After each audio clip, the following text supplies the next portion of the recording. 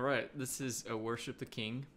It's a traditional Christian hymn from the 18th century based on Psalm 104, and I'm going to demonstrate it, play it, and then I will talk about it afterward for those of you who want to stick around and hear about how I do it and why I do it the way I do it.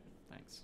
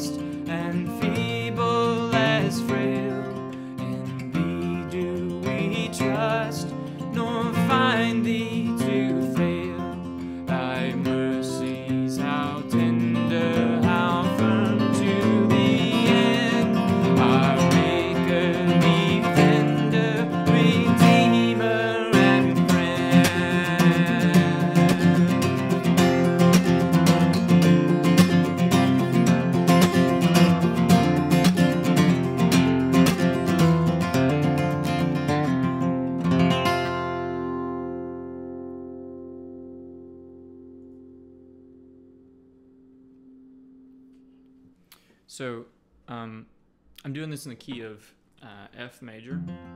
There's a chord sheet at the bottom of the thing here that shows the chords roughly that I'm using, but they're in the key of E with another version for D. Let me explain that real quick. So I've got two capos on the guitar. One is here on the first fret, and that makes this bottom E string become an F.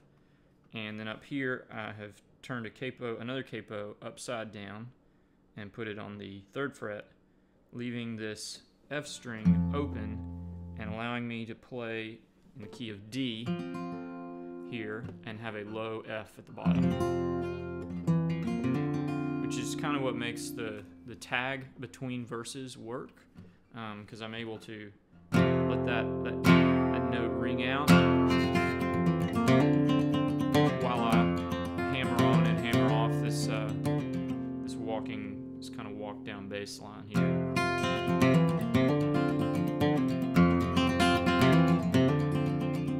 Worship the King, all glorious above. So I'm playing in the key of D, and I'm using chords that allow me to pretty much stay rooted here on this D chord. So I'm switching my bass line around, D to worship the King. There's a form of B minor. Oh, glorious above. Suspended A. Oh, gratefully sing. So I'm doing a little walk down there. Gratefully sing His power and His love. Then that takes us up to this part where I'm on the 5 chord. For what I'm playing, it's an A, but it's actually a C here. Shield and defender. So I'm taking my A chord there, and I'm putting my pinky up here to get a G on top of it.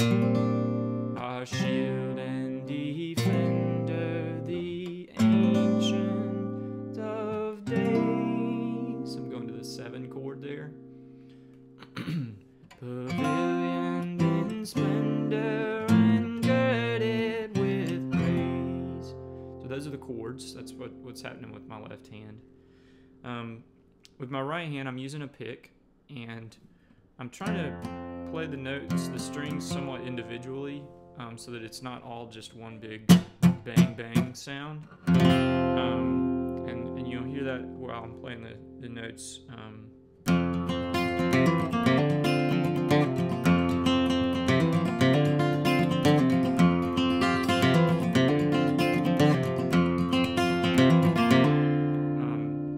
So I'm kind of got this rhythm going where the downbeat, this song is in 3/4, so that means you count it like 1, 2, 3, 1, 2, 3, 1, 2, 3, 1, 2, 3. And the only, I guess, other thing worth saying about that is that on the second verse, I'm doing what's called barking, I guess, or that's what I call it.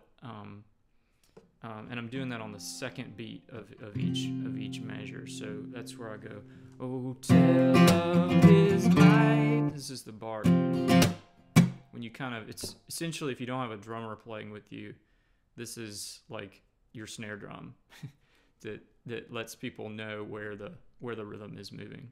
And it's, the only thing about barking is you don't want to do it unless you can do it pretty much right on time. You don't want to, you'll throw people off if your barking is erratic.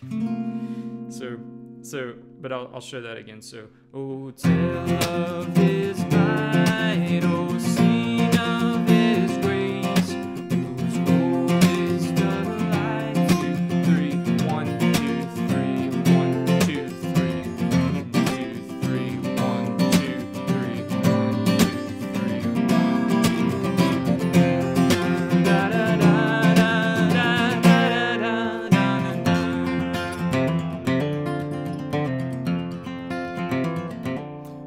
I use the barking to just up the energy level on the verses that are really triumphant.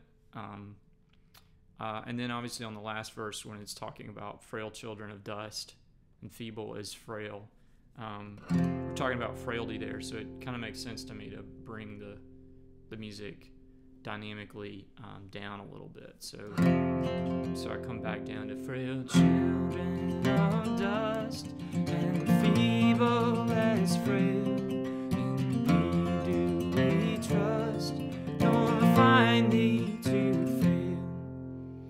So anyway, that's the gist of why I do this song the way I do it and how I do it. And I hope that you might find this useful if you lead music for a congregation and you want to sing this song and lead them in singing it. Thanks for watching. My name is Wendell. My blog is churchmusicblog.wordpress.com, and you can read more about my thoughts on corporate worship there if you're interested. Thanks. Bye.